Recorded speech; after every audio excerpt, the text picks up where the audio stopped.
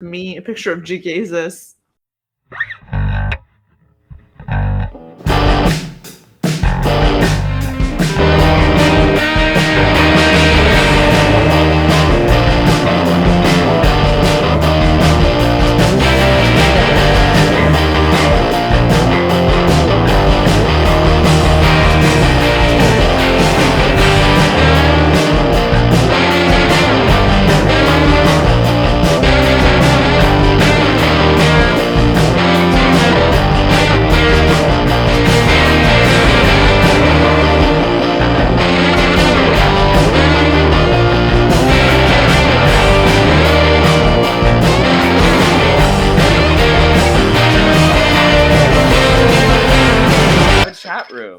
Exciting. Okay, so welcome to the Unholy Trini-tea, where we are doing our very first ever live Q&A on YouTube.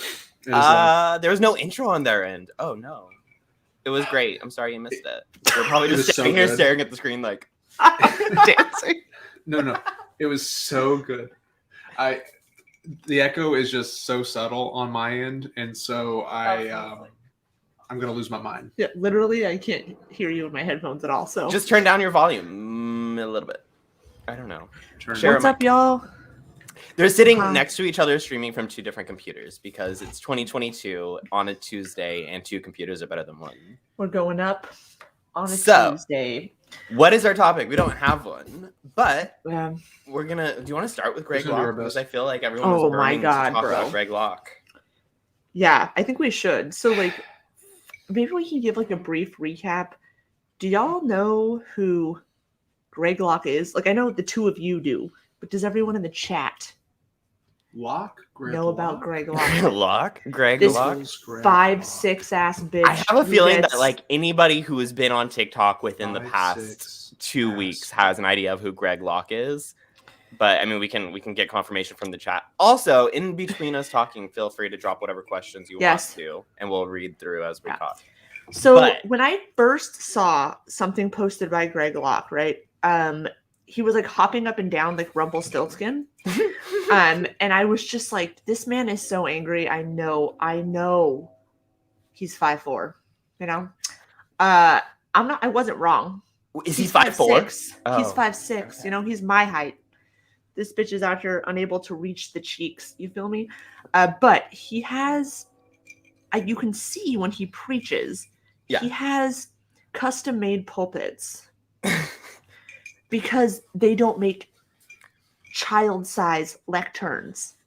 So he has to have these handmade. If you look at each of them when he's preaching, they're like specialty lecterns, and you can tell because they're made out of like random shit. It's not like a normal lectern. Well, you already broke the 2-minute rule. Companies about I can't believe you. I'm so sorry. I can't believe you. So many times. You have sworn maybe 15 times and at the loudest possible volume. No, here's the thing. Okay, because I was preparing in my head for this show tonight. Outtake right now. Yeah, everyone, make sure to like the live. He called me Jerry Springer. I said a Jerry Springer outtake. You're what he doesn't put on TV. I feel like Jerry Springer doesn't cuss, so you'd be a guest on Jerry Springer. Have you never watched Jerry Springer? No, he doesn't cuss. Yeah. But the Jerry Springer show. Just the vibe. I'm sorry, I didn't say show. Yeah, I got you. No, I was preparing. I have to get this out of my head. It's a confession. Yes. Because I feel like it's very on track for podiums and lecterns. So I was sitting at work, and I was thinking, if we're talking about Greg Locke, I have to talk about the fact that I'm unwillingly attracted to him. Much in the same way I'm unwillingly attracted to Ben Shapiro. And I'm saying, Shapiro. Why am I broken? Oh, no. What is wrong with me? It's just like, you know how he does that cute little, I'm going to hop around and tap the lectern with the mic thing? Adorable. No, it's not cute. It's so cute. It's not cute. You know how he does this cute thing? No. Now, as you explained it, now that you said 5'6", every ex I've ever had has been 5'6", and it's just like, I don't know what it is. They're all Aries, and they're all 5'6". It's a pattern. So now it's making sense. Now that you said that, everything clicked, and my life makes sense. And I'm going to check myself into therapy. That's the only... How tall are you? There's being short a lot. Nothing. So I love it. There's nothing wrong with being short. However... Sorry, I can't hear you, so go ahead. I was kidding. I was being mean, and I was joking. Should be offended. Yeah. So here's the thing. Greg Locke, it's okay. Yeah, I don't have a problem with people being short. I have dated people shorter than me. I don't care. If that's your personal choice, we respect that. We think it's your right to do so. I mean, It's your right to be short. It's Andrew, your right. I echoing in mean, from it's space. protected by the 14th and a half Amendment. And, You might have to share a mic because the echoes are really rough. It's the worst. Yeah. So again, you're grounded, Jegaysus.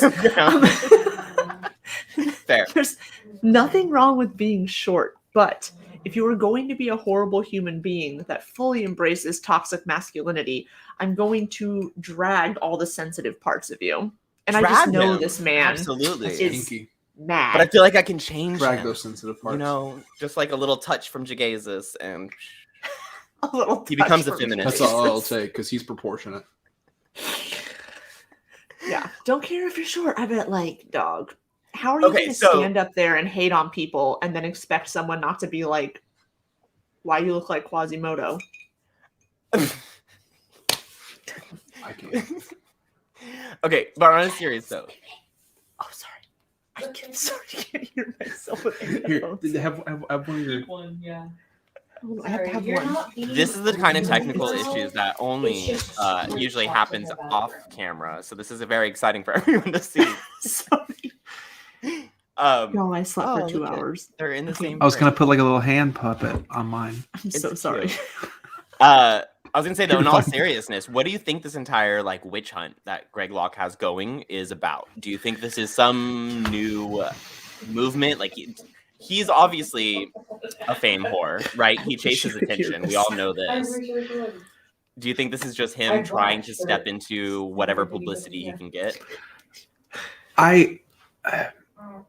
Okay. You're the centric. How do you say it? Mystics. I can't say Christo-centric mystic. that. Christo-centric mystic. Yeah. What is your so, take?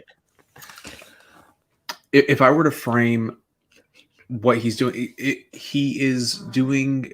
I believe he's doing a preemptive smear campaign to make naysayers look bad. Like if you. There's moments when he talks where he's really specific. There's moments where he talks when he's really vague, right? Yeah. Like, and every time he's specific and warns people, it's around people that could criticize him. So you I've are got on the name page of, where like- like there's something he's trying to keep quiet. Do what? You're on the page of like there's something he's trying to keep quiet, that maybe these women know something. Exactly. Like we've got the name of these 6 people. They could do this. They could do that. They could do the other. They could even slander. Me, Yeah. personally. Also, he said that he got the name of these witches from a demon. He did. Yeah. That's specific. And I saw one second. I saw somebody who did a really good video, and I can't remember off the top of my head who it was, but they were talking specifically about how, it was ADHD deconstruction. And he was like, everyone's like, ooh, he's talking to demons, and gets really off-put or like excited about that one point. He said, but as soon as you step back and think about it, he's like, that's all evangelicals. Like, if you look at any evangelical group, they have a direct line into spiritual warfare, and that includes both angels and demons. So if a demon is telling you something is coming, then you have to armor up with, the sword of Jesus and prepare. With demons? Evangelicals do it When all you the listen to time. share, You and then you listen put it to share. in reverse. I was constantly exercising like the couch in my room and anything I can get my hands on. I don't know what you're talking about. Okay, wait. So what is a Christian-centric mystic? That's probably a good question. What is a Christian-centric mystic, since we claim it and never explained it? That's fair. Okay, so a Christo-centric mystic first let's talk about what mystic is. Mystic is leaning into the unknown, a baseline of an underpinning tendency of reality that here's how I would say it. That there is a way of being that can be encountered through things like meditation, things like spiritual practices, things like maybe perhaps religions, and you can tap into this underpinning of reality that whether it be your own peace or some kind of divine presence or some kind of But are you talking to religious demons? truth or some kind of enlightenment Yeah. or whatever that may be. That's mysticism. Have you summoned the devil? I if I did, I Yes, was because drunk I showed up. No. and I didn't mean to, Here I am. except it was a good time. So It was a good- so yeah, mysticism is tied to Can't that prove it. and is often associated with finding a way to associate with the unknown. Christianity has a lot of mystic roots and outpourings early on that really aren't popular in post-Enlightenment Christianity, though they are popular. I shouldn't talk about them like they're popular, like the Beatles were. That's not what I mean. They were. John Lennon, is that you? Yeah, it's just so my tradition is Christianity historically and in many ways presently, and mysticism feels like and the Christian mystics feels like a closer lens to any spiritual practice than anything else that I have come to understand. Question on that. How do you feel like there's any tie or like kind of road between Gnosticism and mysticism? Like early Gnosticism? Yeah, I think that so there's a lot of different terms here that we could touch that are connected to each other one way or the other, like Gnosticism, esoteric Christianity, mysticism, and those have overlaps in very specific ways. I wouldn't say that I am specifically Gnostic Right. in the sense that the bodily indwelling theology that we find from Christianity that separated itself from Gnosticism, the idea that there is not this Neoplatonist division of the spiritual good and the fleshly bad, and that is a really reductive way of looking at it, but that isn't a disingenuous way of looking at it. I didn't know what you meant from Neoplatonist, but then now I know what you meant. I was like, there he What? goes with the words.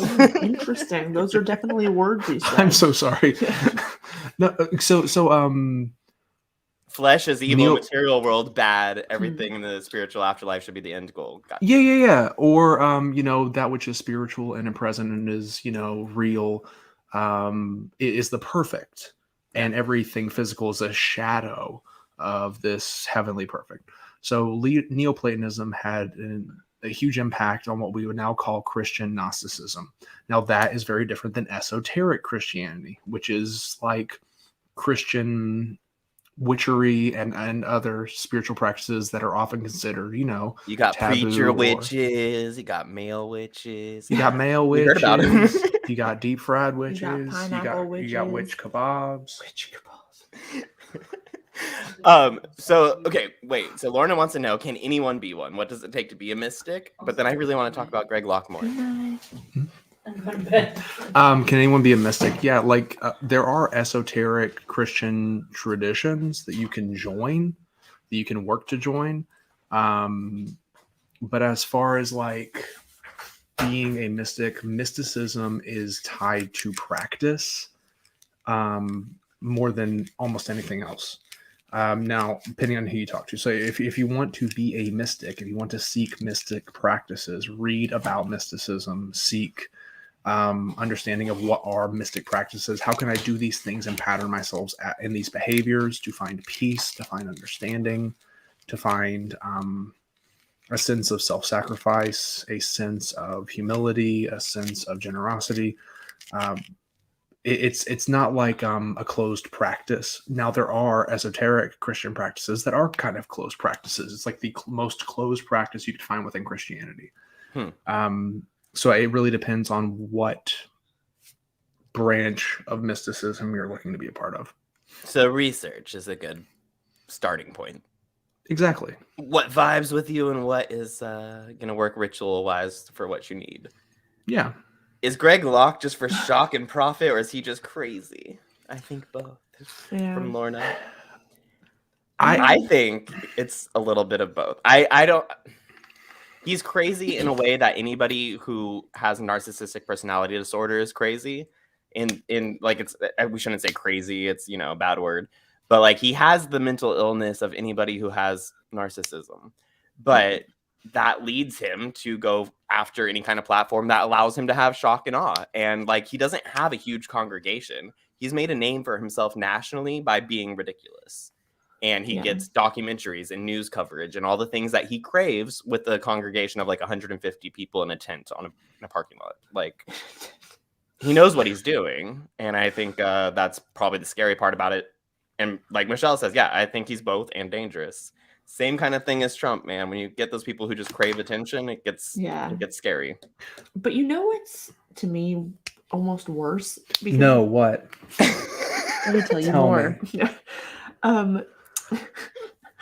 Is like the people that are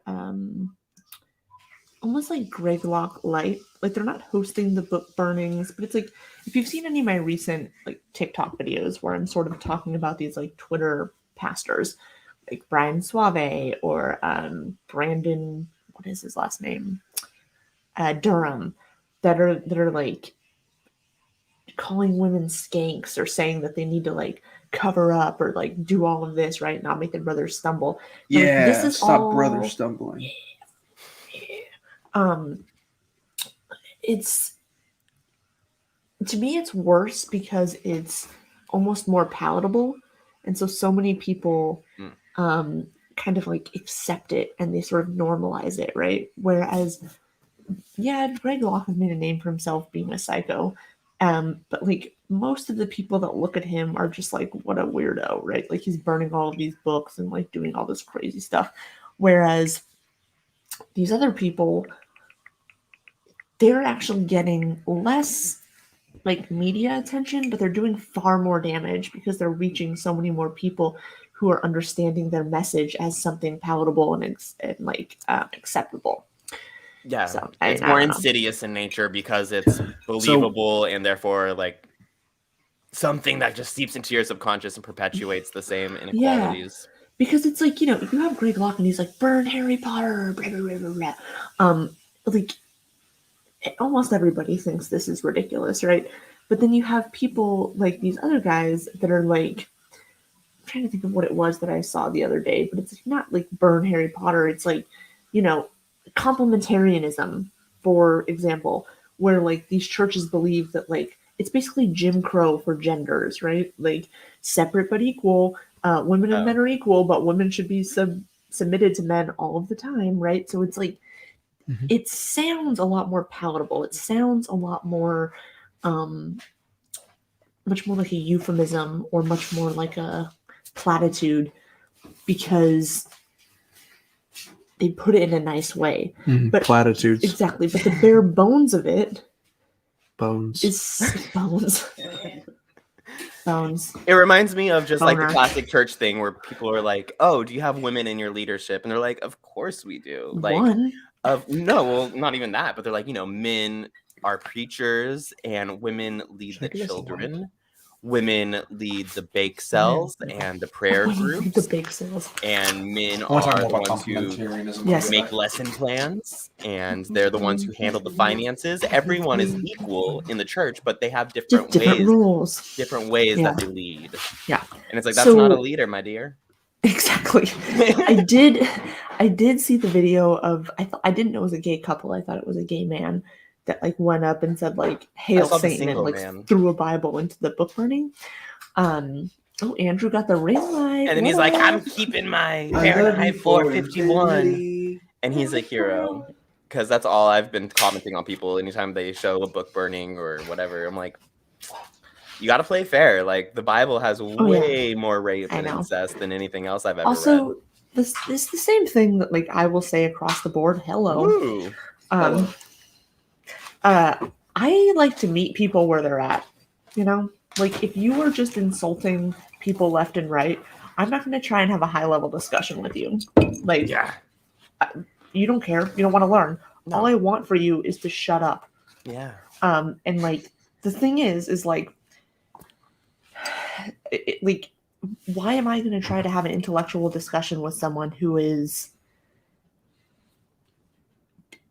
clearly an idiot and also has no interest in in learning, right? If you're just here to insult people, may the meanest bitch win, as Drew Oppola would say. But yeah. Oh, what's up, Zach? Just I have a What's up, question Zach? for Jessica. Okay, First wait. off, how dare you? Question over Secondly, where do you here get off? from. Wait, where'd it go? I lost it. It was actually a really good. Sounds point. very specific. I think Oh, this live would Lord. go down if you answered that. Oh, thank you, non-crazy cat lady. But Lorna asked, okay, like Vaughn, who thinks Trump coins is God's currency. I've never heard of Trump coins. A, but B, is social media to blame for Locke and others like him? I would say no, because we have seen iterations of Locke since men started opening their mouth. Like they're always going to be standing on a stump yelling at something, and they didn't need cell phones to do it back in the day. So this is more of the same. Yeah. No, I would love to add something that, like, when it comes to one of the biggest problems that we have with social media isn't actually that it's just reachable by everyone. I think it's a couple of things. One of them is it's not a publishing company; it's an immediate outlet company. So, like, people, and there's no editor. Exactly. Or like fact check. So it's just, how can we get out whatever does the best by no other standard than it doing the best? Yeah. There's this other thing. It's a really interesting thing we discovered in the Civil War, actually, called confidence through transmission. The idea is when you're not directly in front of someone, you're more comfortable saying things you wouldn't say in front of them. That's why we see these emotionally constipated men writing fantastic love letters during the Civil War. Am I wrong? Have you ever seen these things? No, they're My dearest Beatrice, my heart is a yearning for you, and I sound like Foghorn Leghorn when I do Civil War letters. And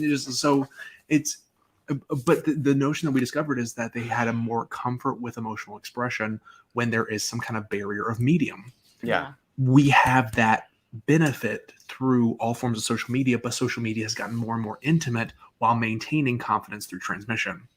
And so the things that work the best are the most evocative, the most aggressive, the most loving, the most sensual.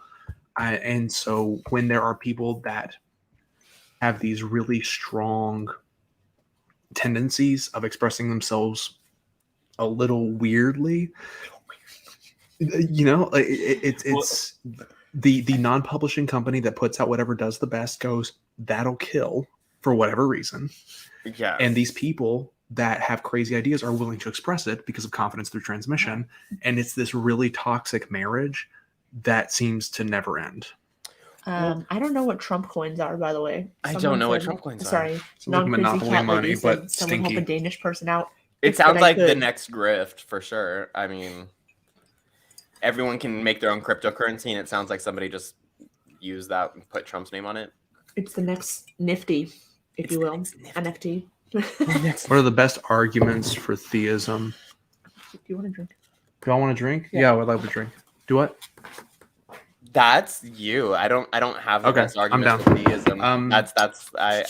It depends on the subject. Firstly, I feel like I would say to suggest that the kind of theism worth discussing is validated by an argument instead of an experience suggests a very specific kind of theism. It's a theism that's been informed by the Enlightenment. It's a theism that's been informed by some kind of like intellectual or philosophical understanding.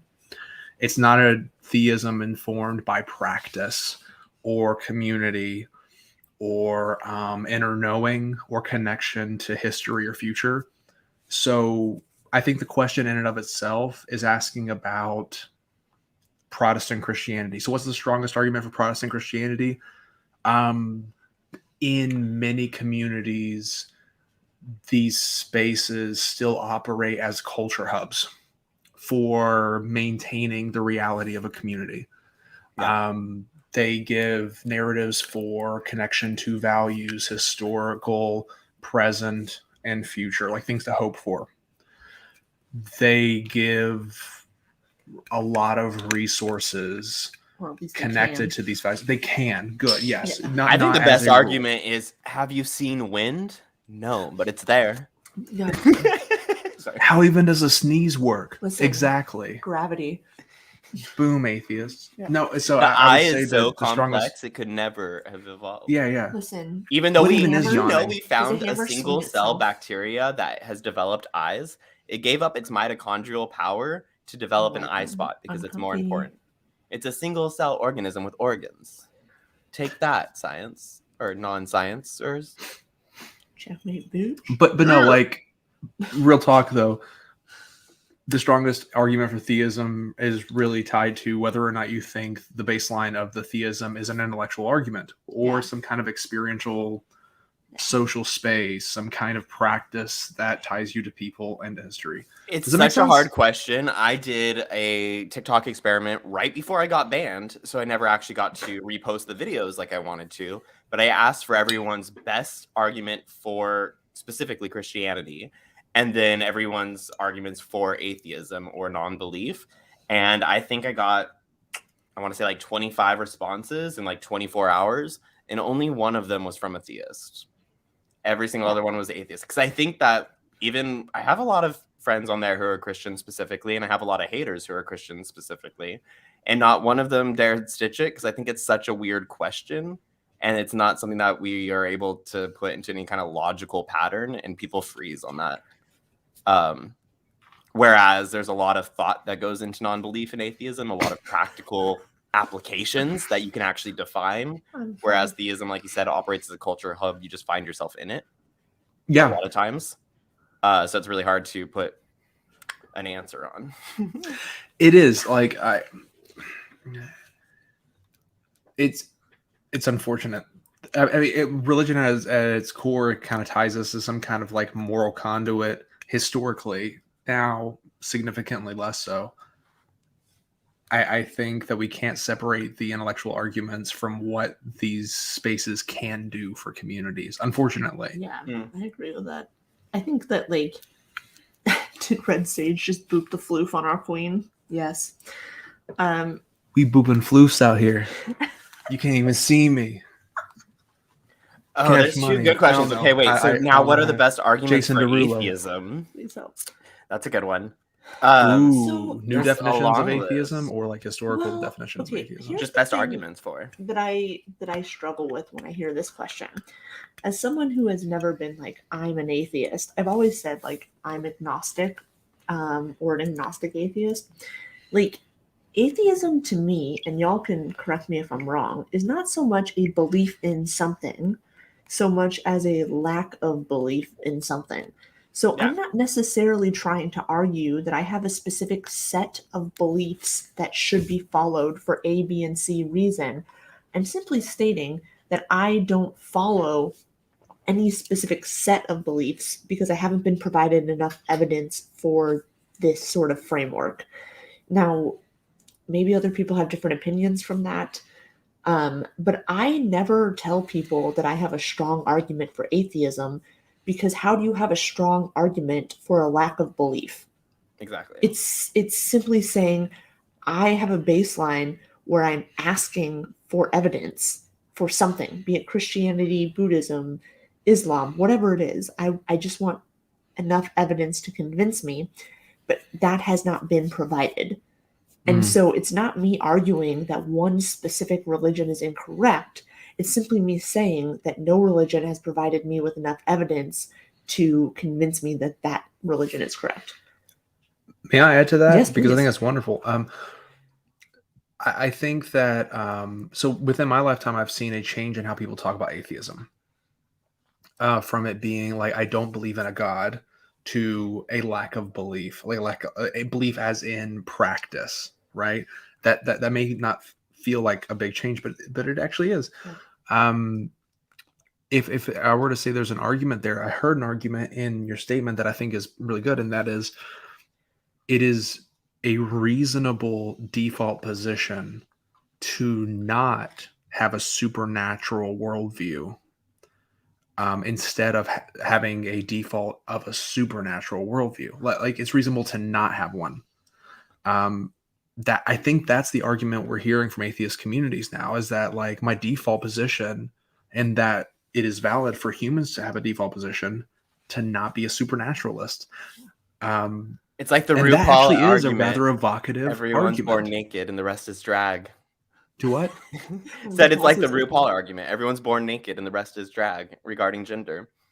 So you know, that's theism is a learned concept. The culture is a learned concept. And that's practice is evocative. a learned concept.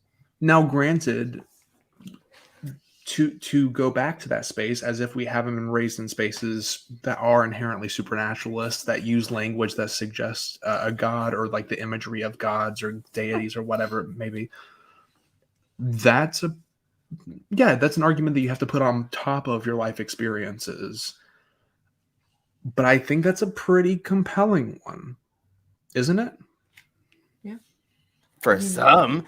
Okay, wait. There's one I really wanted to touch on. That's the same one I wanted to touch on. Good job. Oh, Thank you, hey. Karayah. Can evangelism be altered into a better form, or is it just a failed experiment?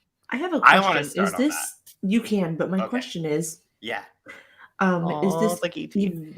ET phone home? Ouch.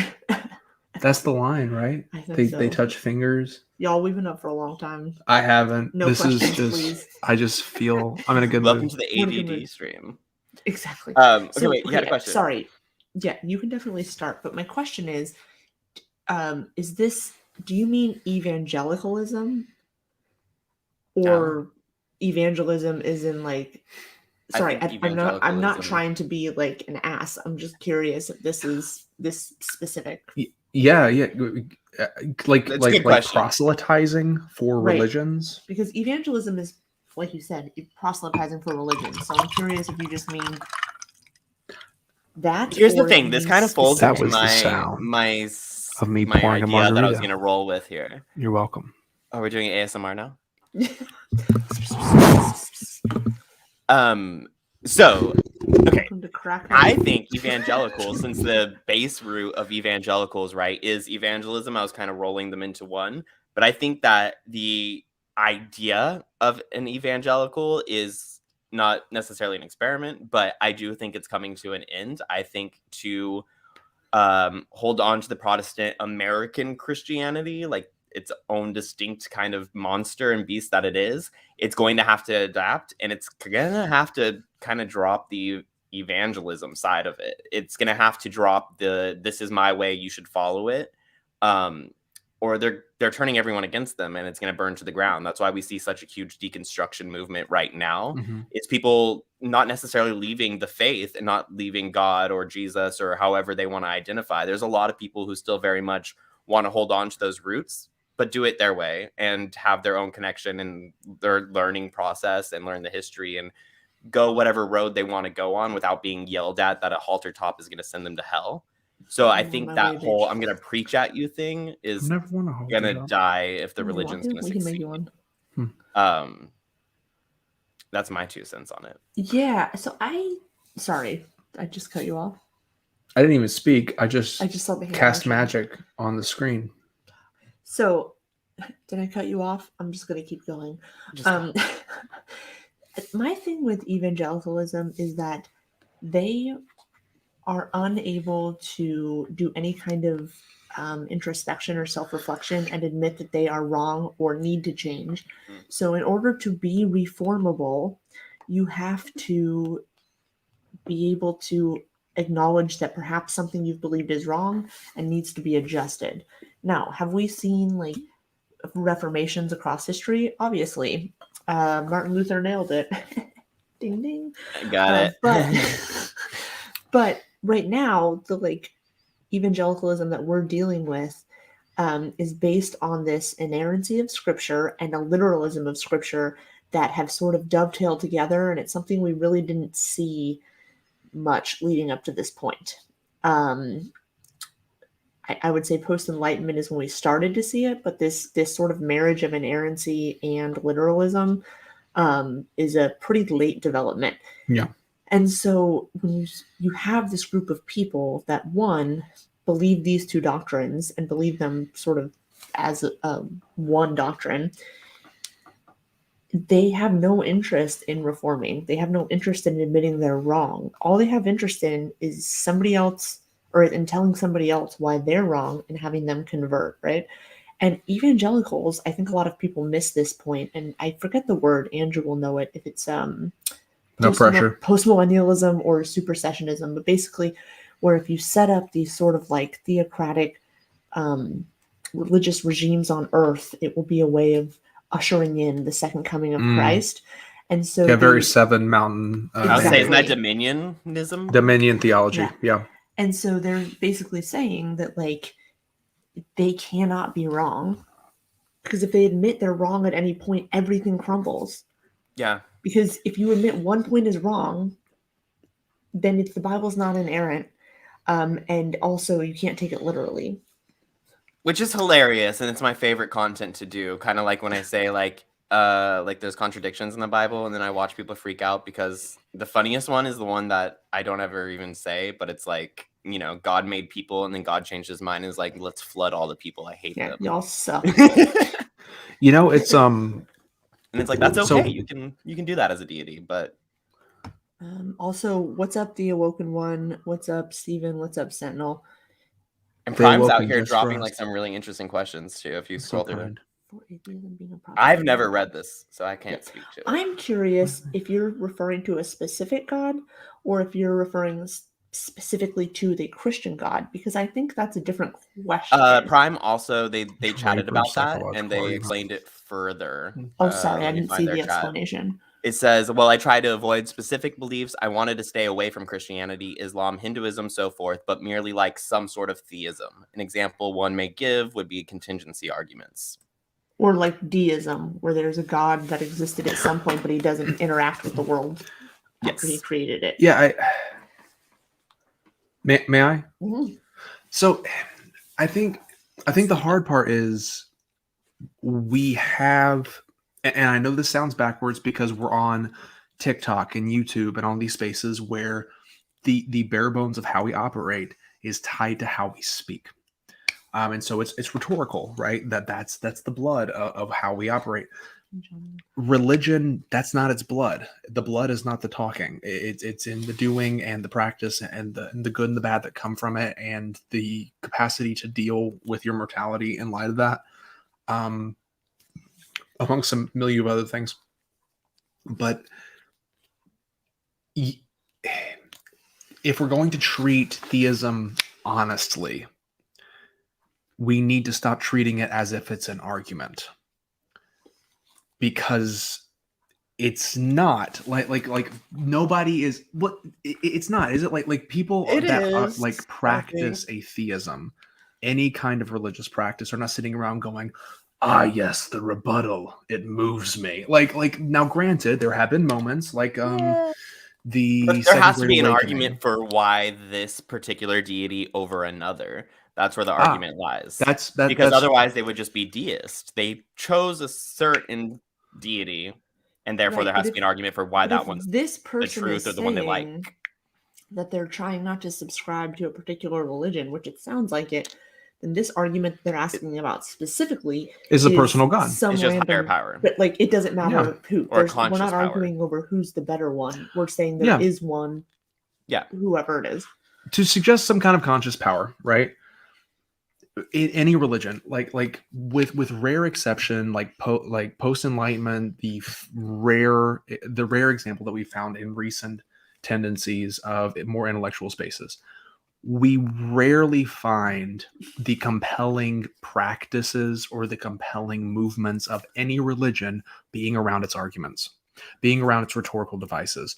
Rather, the rhetorical devices are a reaction to helping people navigate the practices or navigate the needed moralities for the communities. Now, what I'm not saying is that we should suggest that the default position of humanity needs to be theistic, or that the default position of humanity needs to be the worship or veneration of a deity, a specific one. I'm not saying that at all. What I'm saying is, if we're going to deal with theism honestly, we need to stop pretending it's an argument. The strongest argument for theism then is it serves people. Now, am I saying all people all the time? Absolutely not. Theistic religions have hurt people. Theistic religions have been used in corruptible ways. Theistic religions have been a bedrock of so many murders, deaths, corruptions, tools for political power. But they also serve communities as a narrative device for how to interact with ideas of good and bad, as a tying together between their communities, as a way to connect. Mythology is to their very important to history. like evolution as a whole. Yeah. Yeah. And I think it's really important to separate, and we might be getting a little off topic here, but so Andrew and I have had this conversation before, and I think it's really important to separate this idea, or to separate the sort of large-scale institution of the church and what these individual churches do in their communities, right? So do I think these large-scale mega churches are doing beneficial work in their communities? Not usually. I think they're self-serving. It's a business model. They're trying to make money and they're trying to profit, right? But if you go into poor communities and there are churches, they're oftentimes barely breaking even, and their purpose in that community, yes, of course, they're trying to minister to people or save souls or whatever, but like the purpose that they're actually serving is a community center. It is food. It's a food pantry. It's like all of these other things. And y'all know that I could give a fuck about religion or churches, but I also live very close to very poor areas, and I see this happen where like there are gaps being filled and needs being met by these smaller smaller churches that really are working to serve their communities. And so when we say things like tax the churches, right? Like I can get behind taxing mega churches. Don't give a fuck. Tax them all.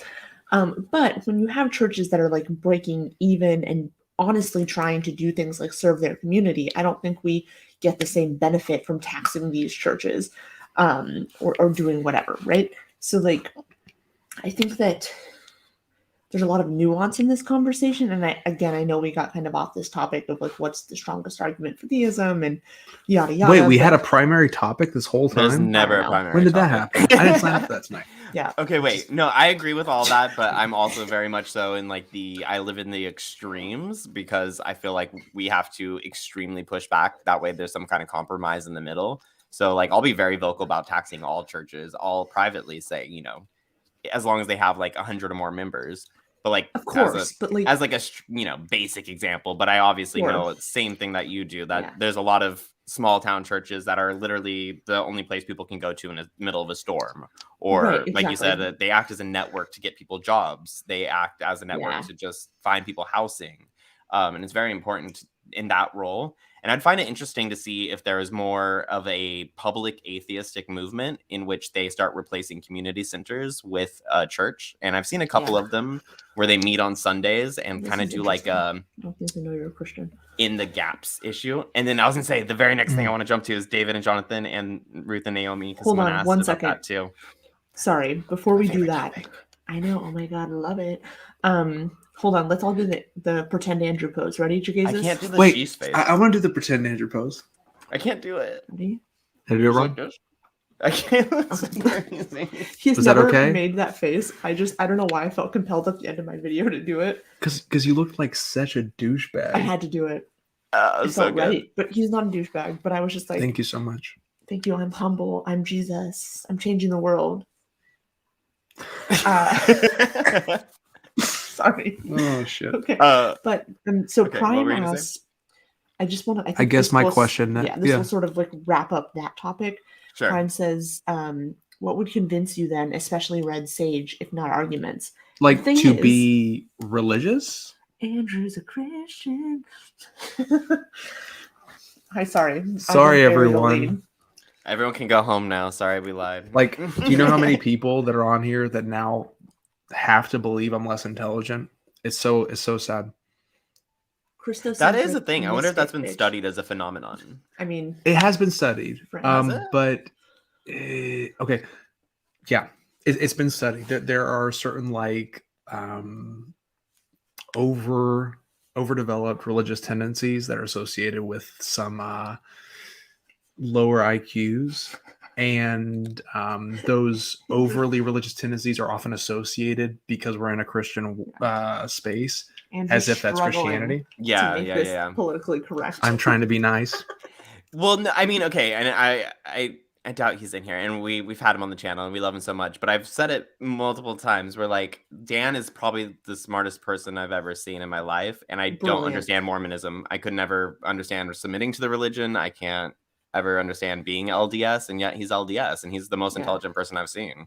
To be fair, and like, listen, I don't know Dan exceptionally personally. Mamma mia. This is the shape you make.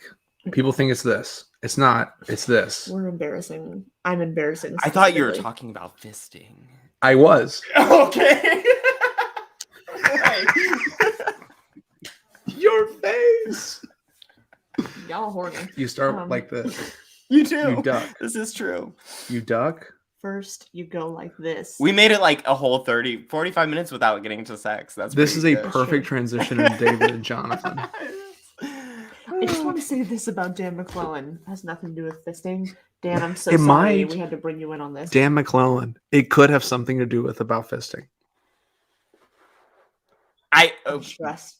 If you look at his Twitter, you can look at his Twitter, like everything he tweets and talks about is progressive, and something that I have found from like looking at people he follows and whatever, he's also run as a Democrat in red counties. Okay, I did not know this. So whatever. Whatever. But the thing is, like, something I've learned recently is there's a progressive strain of Mormonism as well, which like I didn't realize, and then I was just like, oh, Jess, you're just being sort of closed-minded, to be honest. Like, if Christianity can have a progressive branch, why can't some of these other ones, right? Because up until whatever, Christianity was incredibly patriarchal and misogynistic, and still is in a lot of ways. But like, you see this progressive strain coming in. I'm sorry, I have can't to put be it on an the adult. screen or anything. Did you see what just You know happened? what? I'm done here. Are you? No, I mean, Did you I've see what been just happened? friends with Did you progressive see what was on our Mormons, screen? so What are it's we it's talking very, or should I say Latter-day Saints to be popular, proper. LDS. But I've been This friends with them question's since I come was a up, like, kid, 17 but times on the it's screen. still It's a just good like question. we can't understand until we're there, and I get it. Yeah. So we should all work to improve our implicit biases that we hold and realize intelligence and religion are not conflated. Yes. All right, let's talk about right, David because, like, and Jonathan. Yeah, but for like, we will. I saw you roll your eyes. This is live. You can't edit that shit out. Yeah, What's can wrong you with just you? edit this whole past 15 minutes? Somebody? Thanks. But I did the. The first Fine. 5 minutes where I cussed 97 times after Karayah told me to not cuss at all for the first 2 minutes, and I was like, "Fuck yeah!" Okay, 98. on that. Oh, yeah, No, content warning. Sorry, there might be fisting. I fucking hate you. Forgot to tell you. No, like, one thing that I think that all spaces should just learn to ask is who taught you that? Like, who taught you that LDS were some like conservative whack jobs? Christians. Oh, because Yeah. literally I went to a Personally. school where Yes. there was only 20 kids across 2 grades of my junior high. And Cornwall. out of them, there was 15 doing? LDS kids and only 5 of us who were Protestant. And I just very much had firsthand experience. And then I moved to my other school where literally 30% of the population in that town was also LDS. My So best that is a friends taught fundamentally me. different experience that I think a lot of people have had, right? Yeah. Like, well, here's the thing I would say about this, though. In that experience, I learned 2 things. tell me. All Mormon women are the nicest and for some reason most attractive people you'll ever meet. Like, they have like these It's good genes. I frustrating. don't get it. And Bro, they I are was just in so Utah, and sweet. I'm gonna They will go fire out Bill and off. go to war for you. And then almost every single Yeah, Mormon like- man looks like they just rolled out of a truck somewhere and fell They just flat on their fell off face, into and the they're just truck. all assholes. And they act like they're the purest thing that ever happened, and then they'll, get raging drunk on Saturday night and go do a Raging line. drunk. Oh yeah, in like high school. Wow, and a lot. They who were has a just line? the crazy ones. The guys are just. Saturdays That's for my the experience boys. of Mormonism. It's not Saturday. It's I Tuesday. know. Is it it Tuesday? Tuesday? It's Tuesday. It's We bought 2/2/2 Tuesday. margaritas. Yes. on Okay. Tuesday. Rolling to the next topic. David and Jonathan. David and Jonathan loved each other. Do you Yeah, they feel did. this is a positive gay or bisexual part in the Bible? Who are we asking? Are we asking me? Are we asking Jegaysus? I feel like because y'all Jegaysus have has no more to say on biases this about than I do. this. I None whatsoever. have so much to say. I think it was extremely homosexual. Let's ask the King of Queens. I think I it's, just want to say, David's a piece of shit. Thank you for David coming to is my TED talk. Yeah, Okay. I mean, the whole Bathsheba thing kind of wrote him off in my book. But And his hit list. Yeah, David was an assassin. that Real is talk. true. But here's the thing. So, yeah, I think there's no way around it. And one of my favorite interactions I ever had is when I posted my video regarding David and Jonathan. and specifically Josh, who's no longer on TikTok, but we were talking about it. He's Jewish and blonde and has glasses, and I can't remember his screen name to save my life. What happened? He recently converted to Christianity, but I don't know. I think he was getting hate from both sides. He was getting hate from Jewish people saying like you're a traitor to your heritage, and then he's getting hate from Christians being like you can't just jump in here. So he just deleted his TikTok. But poor guy. We had this great interaction because like we were talking. I was like, literally, the more you read it, and there's people yelling like, "Oh, well, you don't understand the culture. You don't understand what the context was for Hebrew culture. It's normal to be really open and emotional with people." And I brought Josh into that conversation, and I was like, literally, if they understood the Hebrew, it makes it that much gayer, actually. And he totally agreed. He was like, yes, coming from somebody who grew up speaking Hebrew, it's extremely gay and only gets gayer the more you understand it. Love it. And I was like, good. But anyway, yeah. So for that, I obviously am biased, and any scholar out there will say there's no way to know for sure. These are our implications. And I read this really good, like 25-page paper, somebody tearing it apart. And I still think he was really stretching to tear it apart. And I think just in the language itself, just the poetry of it, like, you know, souls being knit together. Like, what is a wedding if not the bonding of souls? Like, that's the whole thing. I'm team gay, or at least bi. I mean, I think we're all team gay, but was Jonathan and David team gay is the question. I'm team that they were. Also, I really appreciate the color scheme on this side of the screen. Does everyone else see this? The pink and the I think only purple and the blue. I don't know. No, it's No? on the Okay. it's on the YouTube. Oh, okay. All right, cool. We're all boomers here, okay? So I used to be team not gay, and I have recently converted. Not like in life. I realized Andrew's coming out. I'm coming out, guys. You can come out as many times as you want. It's fine. I'm coming out as someone who now believes that the story about David and Jonathan has to be gay. Has to be. I think it has to be. Well, because okay, I'm hearing myself echo, so I'm just gonna take this off, and when one of y'all want to talk to me, I'll put this back on so I can hear y'all. Okay. I do not believe in any way that the any of the early Jewish texts would have desired to present a king as gay. I don't believe that. I do not believe that. I don't think that. I don't think they would have desired that. We also have an overwhelming amount of evidence to say that there was a sizable redaction of the story of David. If we look at like what we see in the Samuel narrative and the King's narrative versus what we see in like the Chronicles narrative, there was a huge redaction, probably the strongest argument for contradictions in the Bible between those two spaces. Like, I don't know how you could possibly pretend that those aren't contradictions. You should tell them about your favorite contradiction. Oh, the one about like Yahweh and Satan? Yeah. That's a good one. I don't even know if I know that. Do that. Have you not heard this one? Oh, well, okay, here, let me write that down so we can come back to it, because Yes, we're right in the middle of this one and I want to hear it. Yes. So go back on. Okay. Contradictions, and that's why David likes the peen. Yeah, can you make me a whiskey sour? Thanks. Okay. Just like 3 parts of the good stuff and 1 part of mixer. Thank you. All right. Thanks, bro. So brother. Let me tell you something, Gene dude. So I do not believe that there was anything that they would have desired to present them this way. What changed my mind was reading about how nations presented other arguably gay patriarchs. That's what changed my mind. There was a desire to talk about the love of these 2 men in a way that could be presented as vague enough that it would not necessarily be perceived as gay, but rather partnership. They did a lot of work to talk about that relationship in a very specific way and then have David end up with women.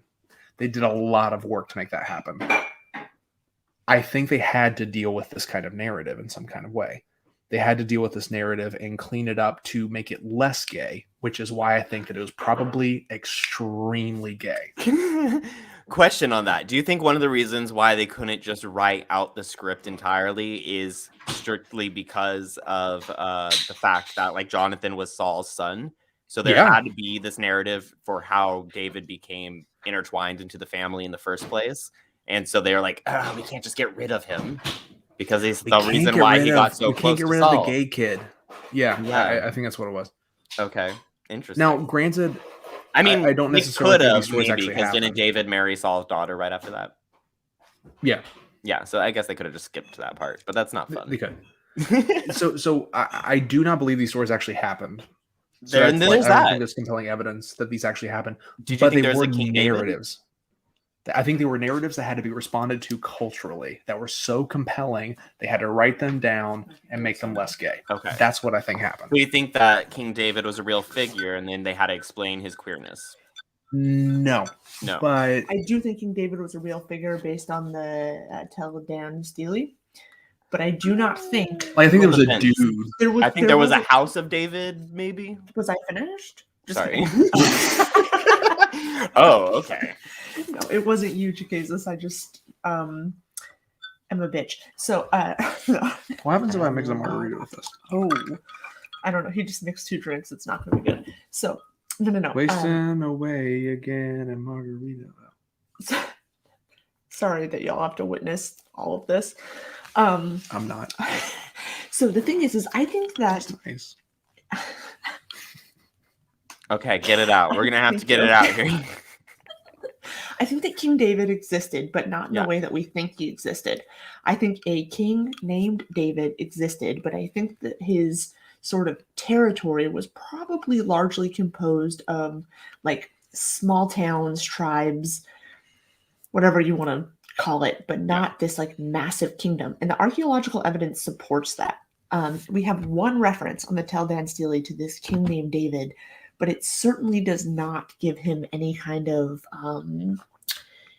large-scale prowess or power or anything like that, right? And I think, Andrew and I have also discussed this before, that likely what happened is that many, many kings' accomplishments sort of got rolled into this one sort of iconic figure that became King David. Yeah. That's what I think. And there is evidence for that. I think as you were talking about the Steely too, like I mean the verbiage on that, I think if I remember correctly, is specifically like they had to squeeze David in there. Like it doesn't explicitly say David. So they're like, oh, it's talking about this grand house. It must be the house of David. But I think much like you're saying, it's like a personification of a time and an era and like a dynasty. And they're like, ooh, this is the house of David. Much as like the Star of David represents Judaism, but it's not one particular king. It's more of an era. It's damn near impossible for one king to have done all of the things that are attributed to David in the average lifespan that would have occurred at that point. I would argue even today, like our lifespans with their technology, because I think especially if you were raised as a Christian, you sort of, and if you accept the Bible wholesale, you learn to just sort of accept a lot of sort of unrealistic things, right? Oh, there's so many comments I want to get to. Yeah, whatever. You learn to accept all of these things and just write them off as normal. So when you hear that a king with incredibly limited technology at a period in time when there was not massive kingdoms, at least not under the sort of Israel, Judah monarchies, did all of these things, you just say like, okay, that makes sense. But when you start actually studying the ancient Near East, it becomes very apparent that like this is not a possibility for a king of a marginalized group in a small sort of rural city that maybe had some other cities that were under its control, but were very, very small and could only conscript a small number of people. I fully agree. May I? Please, take it away. Yeah, so I think what we miss a lot when we have these conversations is suggesting that it's like, can someone do these things?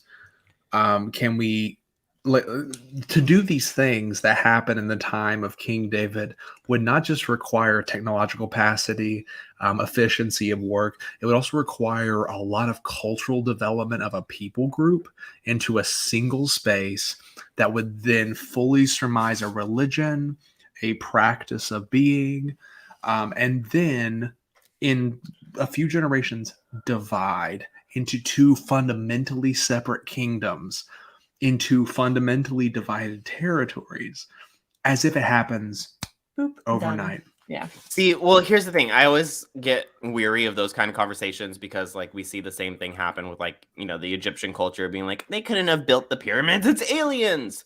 So, Well, like, right. Yeah. But obviously, they're much more established as a kingdom and as a people group and as a territory.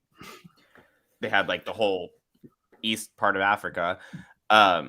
So that's a different situation as compared to people who were constantly on the run and in exile and then, you know, wandering and nomads. And we would see, obviously, probably some remnants of that. And we don't really have much in regards to architecture or, Right.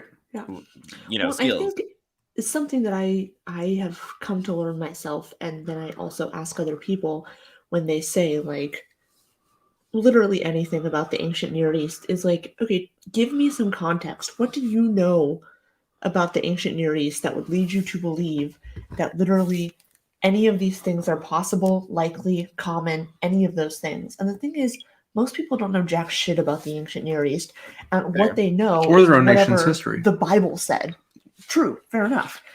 I mean, like, people don't even know about 200 years ago in their own country, yet they speak so confidently about 5,000 to 7,000 years ago in a country they can't even pronounce half the time. Like, and of course that's not everybody, but it's like, how are you able to speak, for instance, so confidently about Judaic law when you don't even understand the laws of Hammurabi, for instance, right? Mhm. Like, you have no context for the ancient Near Eastern laws, and yet you're willing to say that, like, oh, the Hebrew laws were different. According to who? Who told you this?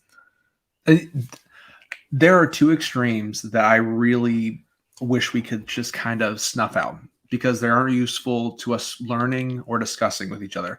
One of them is I should trust everything I've been handed. And I should defend it. Like, I should develop rhetorical devices. I should defend it. The other one is, if I was handed it, it must be a lie.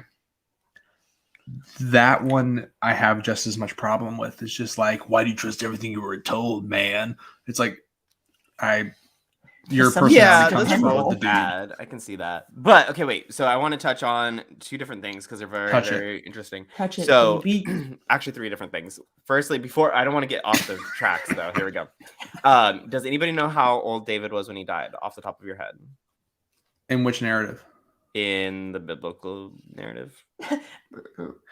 So I don't remember he what like age he was, but I know he was 7,000 really or- virile and like was 7,000? ready to like bump uglies and do the horizontal monster mash Of course. when he was. But was he like in old, 2 like Samuel. Noah old? Is what I'm Bro, this getting man at. is Hugh Hefner of the ancient world. Homie. Except in the other one, like that's the weird part. Okay, so in the older reference, Mhm. Oh, here he can't get it derailed up closer to his death. Right, that's what I want you to tell That's me about. hilarious. And in the other David one, couldn't get a boner dude's closer to his death, like- but However, he did Directing get a traffic without rise while he hands. was hugging Jonathan. okay, I think hugging? Andrew needs to Yeah, know about when the they difference in embraced these to two like narratives. run away, and then like he had to contain himself because he had beginning to risen. Was it 70? That makes sense. Wait, someone said 70? That's Okay, a clean 70. number. See, That's so a good that's symbolic different. I number. was gonna go Yeah, into exactly, a whole that's what I was different gonna track, say. being like maybe That's like like it a was an square entire perfect era number. again, saying like He if died he at the lived to perfect 700, it It would be a was whole 70 different times thing. 7. Okay, Right? wait. Let's go into Ruth and Naomi being in a lesbian relationship. Yes, I yeah, don't yay. know. Team yay, team nay. I'm team yay. Nay. Okay. Nay? I think it's No, the no, most it's beautiful evocative modern to family. say that. It is Mm, evocative, but I don't think anybody cared enough about Mm. women's sexuality to create a whole story around it, Mm. regardless of what it was. okay, that is a really fair point. I've never thought about it from that angle.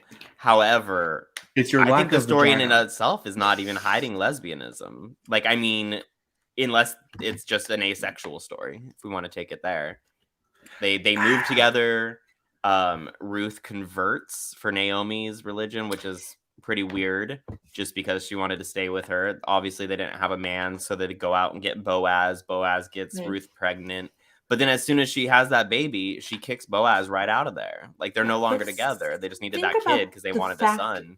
that, like, so I don't know about the kicking him out, but like, if again, I hate to be this person that's like, put yourself in this context, because I'm not an ancient Near Eastern scholar. However, I know enough about being a woman in even the last couple hundred years to say that like women had no rights, no recourse, no way to sustain themselves, nothing. Right. And so like it makes perfect sense to me that two women would team up and just try and keep each other safe as a method of survival.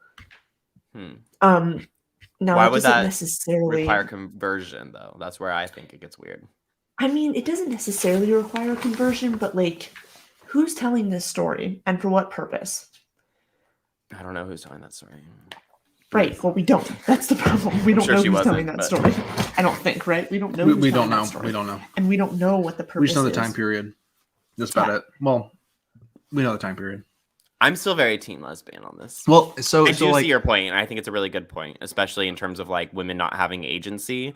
But I think that's why it's so interesting that they did team together despite them having absolutely no real benefit to do so, because they would have needed a man to travel in any space. And they kind of said, we still don't need a man. We're going to get by on our own, which is intriguing until Yeah, they had for to get sure. a man for other purposes. I think it's more reasonable that if we're going to have conversations about women converting for the sake of a historical genealogical narrative, it would make more sense that there is an association with Moabites and Israelites than to suggest that a woman loves a woman. I think that's a more realistic Yeah. leap. And I think that Um, there is a lot, well, I would say at least some evidence in the Bible of having individuals represent nations. I mean, you can see, Agreed. Jacob and Esau, right? Yeah, and Jim Hum and Japheth. Exactly. And so you have these people that like chances are probably didn't exist. I mean, like I mean, nobody can prove probably. that. We don't know, but Probably like not. probably didn't exist. But they very much represent nations and what was happening in those nations at the time, and this Interesting. conflict that was occurring between these 2 points. And it's much more to do with this sort of like geopolitical and geographic conflict than it is to do with these two individual people. But people are writing their history looking back. It's retroactive history, and they're trying to So the explain something nations that are happened. lesbians. Maybe. They're gay They're countries. That's progressive. I they're like very that. lesbian nations. Well, I mean, we see that narrative continue all the way through, like Yeah. Romulus and Remus as a myth of Oh my the God. entry of Rome, Love it. right? Yeah. And or like the way we venerate George Washington Yeah. and did paintings of him as like some kind of Greco-Roman deity. Yeah. We love I taking don't know that. figures and making them origin Only founding stories. fathers. Mhm. You found me, Father. Sign up. Yes. Okay. I didn't. Wait. So I moving mean, on from this, 'cause whatever that I wasn't just as said. exciting. You dashed my Yeah. Someone said something about Ruth Video in sleeping my with head. Boaz. Yeah. Can we do that one? But sorry. Yeah. I So would like I'm to on do team that. Ruth slept with Boaz before they were married. You Yeah. do that. Because Oh. in the cave, that. she uncovered his feet, Sleep right? with That's him, how yeah. she seduced him in the first place. That was their first meeting, was like, hey, let me snuggle up to you while you're asleep and To your feet. start Let me doing some uncover them acts. toes, baby. Let me lick some stuff and get you awake. So yeah, And- like, Mhm. do our people know that feet is a euphemism for the peen, Little peeny weeny. the circumcised schmeckle? I don't know why I'm dancing to that. That sounded like a good song. Feet is a euphemism for peen. Schmeckle, schmeckle, schmeckle. Yeah, so if everyone's unaware, or if they are, there's in the Old Testament, in the Hebrew, there's a very strong connection between feet being a euphemism for penis And hands. and hands. He thrusts his and hand into the opening. uncovering His of fingers feet with myrrh, specifically dripping is with liquid very myrrh. very evocative of sexual acts. So Song of Songs, usually chapter 5. Oh my God. oral, I think. I think there's another phrasing of it for actual Can you- intercourse. Can you what does oral mean? Just kidding. There's Do you need this, a demonstration? Let me find. I have a banana. This is not the live for that. We're Sorry. testing the bounds of this YouTube. I'm sorry. Karayah will have gray hairs before this is over. She's like, Jessica, please shut the fuck up. Yeah, Can't. and that's another great. When David orders Uriah to wash his feet, it means to go sleep with his wife, because like literally, dude was horny up in the steps, and David was like, "You need to go home," because there was like servant ladies or whatever, and he was like, "You need to go wash your feet with your wife." And he didn't. He got drunk and slept on the castle steps, but he didn't sleep with anyone, to the best of my knowledge.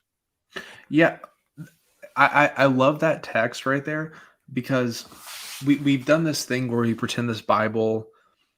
I know we don't, three of us don't, but people tend to pretend this Bible is this pure thing that just like holds up a way of being that is consistent with our modern world. We have a text like this where David's literally saying, dude, go wash your dick and fuck your wife. Go get that That's dick the wet. text. Get rid of that syphilis, dog. Like, that's in the Bible. That was someone's memory verse.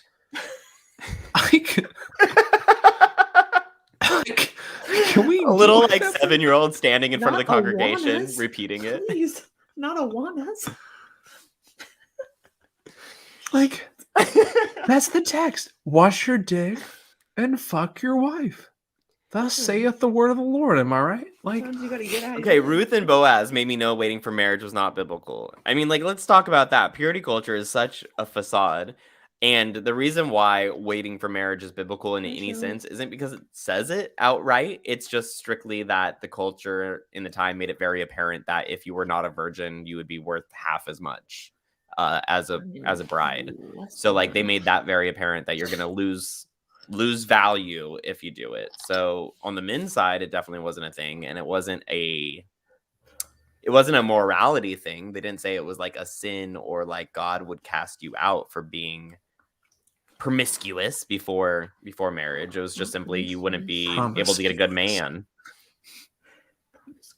because misogyny. It's cute. Love it. now, real talk. I think one of the hard parts about dealing with there's these ancient texts that, whether we like it or not, have had kind of this gorilla grip on everything that we have come to. I did that on purpose. Thank you. No, I know. Sorry, I had to explain to someone like how we've gone from the like original meaning of gorilla grip Urban Dictionary to like gorilla grip being used as just like a very tight grip on like Kegels on people, and I was just like, Yeah. this is not a conversation I ever thought I'd be having, but here we are. Anyway, continue. How do I define this? I don't know. So, like, we have these ancient texts that, whether we like it or not, have had this permanent, what seems to be permanent effect, where either we line up with them without meaning to, we line up with them intentionally, or we're reacting to them because they exist. That's what seems to exist with these texts. And those texts tend to be written in a time that never would have considered the end of a dowry. Right. The end of a woman being determined as being not equal to a man, that needed to be a prize to be won, or a product to be sold. Like, that never seems to be a consideration of any of these sexual ethics. And you know what also wasn't a clear understanding of sexual ethics was contraceptives or overpopulation. No. We don't see it. It's this like perpetual, it's this strange perpetual thing that we have to deal with, where the sexual ethics that are presented in this ancient worldview have perhaps some ethical tendencies that can be useful, but they do not have practical values that can be useful. And the perhaps is potentially generous. So Jegaysus, I'm watching your mind work. I love that face you make when you're like your gears start turning. You're like, I don't know how to think about it. That's well, I was trying to make connections, and I was thinking I was in a totally different place than when you were talking. I'm sorry, I zoned a little bit. But what you were saying I got love me when people thinking tell me that about when I speak. well, what you were saying got me thinking about Paul, because it's always Paul. This video of You know what? Maybe my obsession with Paul is the same reason I'm obsessed with Ben Shapiro and Greg Locke. Maybe I just have this hatred for him that, like, if he was alive today, we'd probably get married. Okay, but Let the record show that Jegaysus would try to seduce Paul. And that would be the thorn on his add side. Fuck Paul to my merch instead of just cancel Paul, Giggity. which I still need to make. Where was I going with this? If you make cancel Paul merch, we're gonna have to do a live debate. We've on already whether said or we're not doing it. Paul doing is a it. valuable We're doing it. I'm Team Paul. I'm Team Paul. Okay, I know. before Okay, we wait. need Before to we go do to there, a so Oh, I you was going won't. into a Patreon. whole thought. So Okay. for You heard it here the fact first. that Paul was celibate, right, and how he started best this we can tell. entire celibacy cult. From best we can tell. I don't remember where I was going with this now. Okay, so Paul claimed did, Paul. celibacy because he thought this was like, whoop, whoop, whoop, I'm so good, I'm celibate. And then he Yeah, started he a did. celibacy cult. And then we see that transfer over into the priesthood. But I was gonna say, how does that interplay with the fact that there's no like calls for contraception? Jegaysus is so pretty. He really is. Oh my god. They're not even listening to me. It's You're like I have so all these words pretty. and they just like my looks. Not It's just so hard to be your a woman looks. out here. No, not just your looks, but like that brain happens to be encased in a fantastic package, And also asymmetrical face. completely symmetrical. Oh god, no! My nose is Symmetrical like face, not tilted There's over a here. space there enough for each of us. Yeah, Oh, here you get the left half, and you can get the right half. That's perfect. we can both get it. Unholy Trinity, the Sorry. thruple. I'm sorry. I haven't slept in a really long time. We can't start a Patreon, but the OnlyFans is coming. That's I need everyone that's listening to know that I'm actually rather sober. I'm just exhausted. it's fair. That's all I have to important for say, me. I have a question. Were the Father, Son, and the Holy Spirit a polycule? That's so dumb. I don't I don't know. know. I'm not.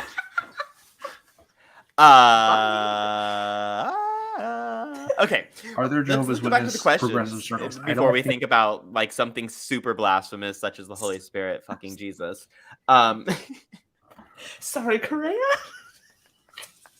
Okay. I'm not sorry. What was at Sentinel's all. question? What was Sentinel's question? Can you put that back up? But I'm Are there confused. progressive JWs? That sounds more clean. I've heard this. So I would say yes and no. Like, I mean, okay. Personally, I know progressive Shut up. JWs, right? I have a friend who went to Jehovah's Witness. She wasn't raised that way. I don't even think she was raised Christian. But at like 40 or like in her 30s, she converted to Jehovah's Witnesses as like a means of self-control. Like she used to say, like in the 80s, she was the wild child and drugs, rock and roll, living in LA, doing the thing. And it, you know, burned her out because she was just out there living the fast life. And so she converted to Jehovah's Witnesses as like a structure to her life. Yeah. You could And also so just she's very relax. progressive. She's all about it. She's been there. She's done the drugs. She's fine with gay people. She just subscribes to this religion because it works, I guess. Okay. And I'm sure there's like individual stories like that, but as a sect, I don't think there could be any kind of progressive movements. Like I don't see any progressive youth groups coming out of it, or like just this one specific church is progressive as compared to another one, because they all operate in the same formula and they can't deviate from that formula as they are a cult, really. Well, and also like I know we use progressive as some kind of like underpinning term for like a political and theological leaning towards the left. I think there could be left-leaning Jehovah's Witnesses that frankly don't vote because There's a you whole know. thing about voting Yeah. in the church. that's like a Yeah. whole damn thing. And then, yeah, that's a good point too. Like the fact that if we're saying progressive in terms of like a political ideology, they're strictly banned from participating in politics, so they can't be progressive like that. But I think anyone can be progressive in their hearts. You know, that's in a their thing. hearts. In their hearts. Okay, Andrew keeps pointing at this one question, so I want Go. to let's push Jump up in that. there. Quinn Bennett. Hello. I feel like a large part of the origin of theism and religion has always been to control people. I agree, people. Listen to the NPR episode, like how did religion begin or something like that. And it talks about how in an agrarian society, before we became like groups of 50 or more, there wasn't really a need for any kind of higher power watching over you. That's not to say that there wasn't some kind of like primitive religion, but you don't start to see the advent of a all-knowing, sort of always watching deity or deities, Or even an overseeing within your own people group. right, until you get to groups of over 50 because you need people to think that somebody is watching so they get their shit done. That's an oversimplification, obviously, but that's what you start to see. And then it evolves from there, where like it goes from just someone that's sort of keeping an eye generally, be it a person or a deity or like some kind of overlord, and it evolves from there. I don't know if I'd subscribe to that belief, because like if you think about like native cultures, right? There's very many native cultures that have societies that were larger than 50. They're larger than Sure, but I'm thousands. talking about like pre-Neanderthal, like very, very, very early societies. Well, but so- still, like I'm just going off like that idea of like they are able to have like what we would consider like a deity. They are able to have non-deity religions, like where like, you know, nature and everything is intertwined, or like Hinduism. If you think about Hinduism, Sure. it's not necessarily an But all-seeing that's- person. It's more like a fabric that moves together. But that's also what And I Andrew don't know was if saying that's about not true. just having an all-seeing like deity, but just having like some kind of Interactive- overarching authority, be it a deity or not. But May I- like, doesn't that prove Yeah, please. the question, saying that it was created to control people then? I'm agreeing with that. Oh, okay. Okay. Yeah.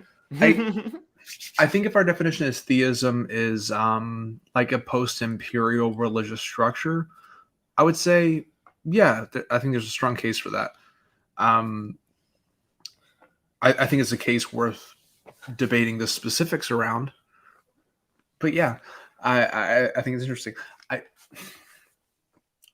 One of the things I think is really dangerous when we talk about religion is actually how much of what we have come to believe about everything in reality is being wooed by libertarian mythology. This idea that we need to have these personal freedoms and these personal ideologies, and that the real threat is anything that seeks to control us apart from ourselves. That actually has less to do with our spirituality and more talk about the politics and the economic myths that we've consumed as Americans. Now, this person may not be an American. I'm not suggesting you are, but like, we are often in educational structures seeking to avoid that which could control us for a belief that the height of humanity is when I have all of my personal freedoms apart from everyone else as an individual. Yeah.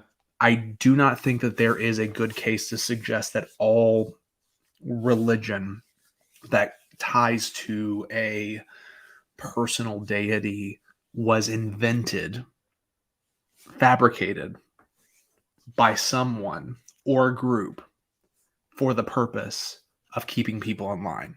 Mm-hmm. I think that not only do I not think that there is evidence, I am certain that there is not a comprehensive pool of evidence anywhere for any culture that any religion has been invented for those purposes. Now, what I would say is that there are people that would probably be closer to con artists than prophets that have tried to create opportunities to benefit. Paul. I'm about to have a fight. But there are people. But those people were not like, look at this free society, look at this utopia, I bet I could con someone. No, they're building off of these baseline imperial ideas. They're building off these baseline economic ideas, and they're capitalizing on what is already there. I have two things to say about that. So firstly, when you're talking about the individualism thing, I mean, that's just like us being a product of capitalism, right? Like that's exactly we're right. a capitalist society. We're like, we're going to get to the top. We're going to do our thing. And like, we're very much removed from like the living and breathing community that humanity is supposed to be. We're like all cast on our own island, trying to take care of ourselves and be the best person alive. But yeah, capitalism. To be honest. I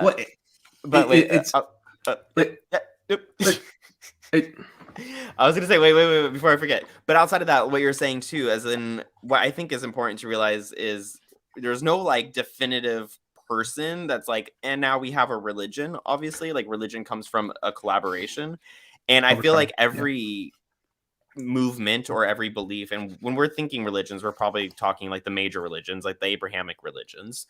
But usually, those started as native religions. You know, Yahwism started as a very small knit break-off group of other Canaanite religions.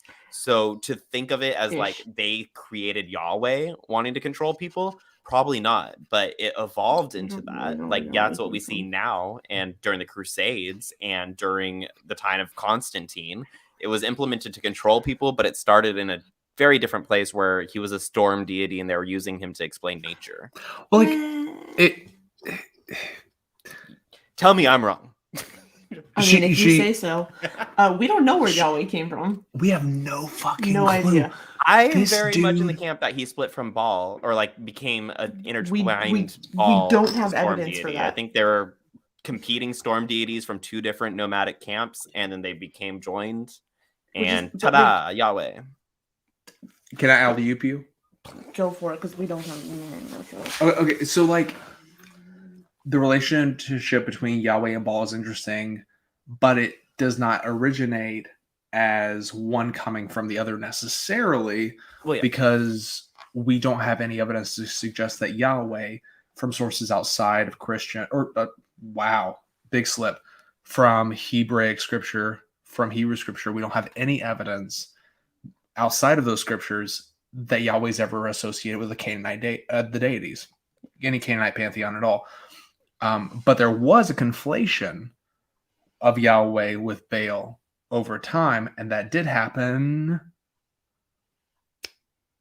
Take it away. I'm sorry, you said Baal with Yahweh? Yeah, like they conflated conflation. at some point, but not because they originated together.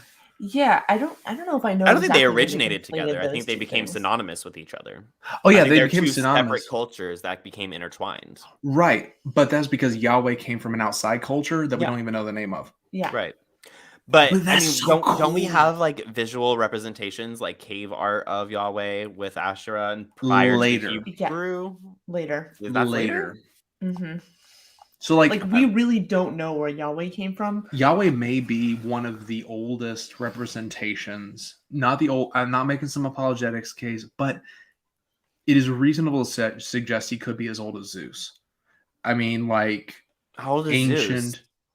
ancient 69,000 years old. Just kidding. Oh shit! Okay, get it, Zeus. He looks good. He has all those muscles. That's Yes. it's hard to do.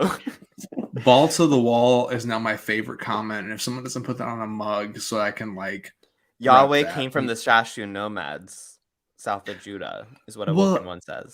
So there were these Sashu nomads. We have like these documents of them, right? They exist, but Is what that we Adam? don't have evidence of is Sorry. what that means, where they came from, where they originated from, and the realm through which they traveled. Because if they existed outside the Canaanite region, it is reasonable to suggest they traveled throughout the region outside of the border. Mm-hmm. So they could have been a northern, they could have been a what direction is that? West, or they could have been a southern. Yeah. We don't actually know where they came from. I think the two competing theories are either north or south. I could be wrong on that, but that's No, that's what it is. what Usually. I've heard most frequently.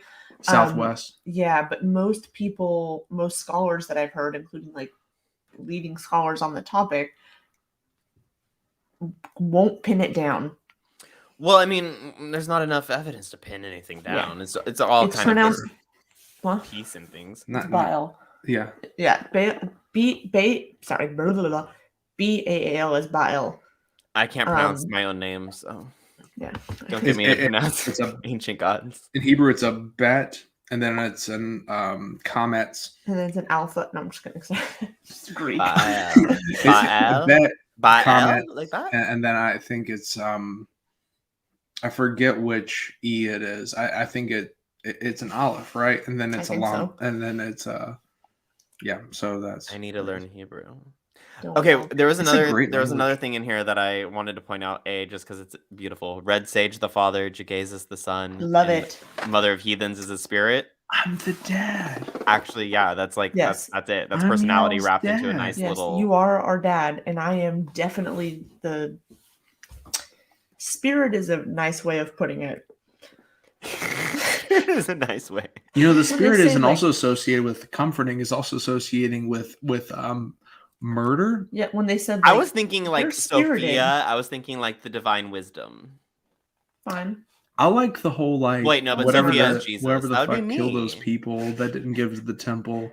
Oh my god, the three fates. Have y'all heard the three fates? One like weaves the time. Oh yeah. One The Greek myth? Yeah, I can't remember what the other part is, and one just decides when to snip that bitch. I'll be right back. Okay, go for it. And someone said that I was the one that decides when it all ends, which I believe that. hilarious. You would be like, no bullshit. You'd be like, it's time. You're done. It's time. You're done. Yeah, you've done enough. We're over it. Wait, so we never did talk about that one chat that came up where somebody was saying that there was a past of Greg Locke being homosexually involved as a child. And here's the thing. I've never heard that, but it makes so much sense. I don't know if he's homophobic. I haven't seen anything saying he's homophobic, sure but he is. I assume because of his positions he is. But if he had homosexual experiences in his teenage years, it would fit. See, I can't recall, but a few years back. Because maybe that's why I'm so attracted to him. I have my doubts about Ben Shapiro and Greg Locke. Okay. Sometimes I think gaydar. Two things. You know? Ben Shapiro, sorry, again, I'm so sorry, Karayah. Ben Shapiro thinks that a woman being wet is a disease. You know, something's wrong. And like, you're announcing that publicly? That I want to catch. For free? Just embarrassing yourself for free. Okay, fine. The other one was, I don't know if Greg Locke had any homosexual experiences in his past, but what I do know is that he tried to be a rapper. Oh no. Oh yes, baby. He tried his career as a rapper, did not go well, as you can imagine. Yeah. Yeah. Yeah. Like, and I posted, this is not a plug, I just would have to re-find the video, but I posted about it on Twitter, like a music video that he had put out about like going down to hell to like, or going down somewhere to like beat sex Georgia, traffickers looking or something. for a soul to steal. Exactly. He was one behind. He's way behind? Way behind, yeah. I don't know those lyrics as well as I thought it did. Let's see. Going down to Georgia. She's looking for a soul. He was in a bind because he was way behind. And Yes. he was way behind. Yeah. And he's willing to make a deal. Mm-hmm. Fiddles. I'm the best there's ever been. You know what? Okay, Shell says, Jegaysus, you've been attracted to horrible people because the idea of changing or conquering them is appealing. Exactly. And like I said, it would only be a hate relationship. Like I would punish them. I don't know. That sounds like rape. Let's not do that. What? He said I would punish them, and then he was like, "That sounds like rape. Let's not do that." I need you to know there's a lot of punishment that people sign up for. No, but I mean like the unwilling They do. ones, like Ben Shapiro. That gets kind of dicey. The reason Ben Shapiro has a gay following is because he's symmetrical and he is emotionally unavailable, and that is exactly what a lot of gay men are used to. I don't know.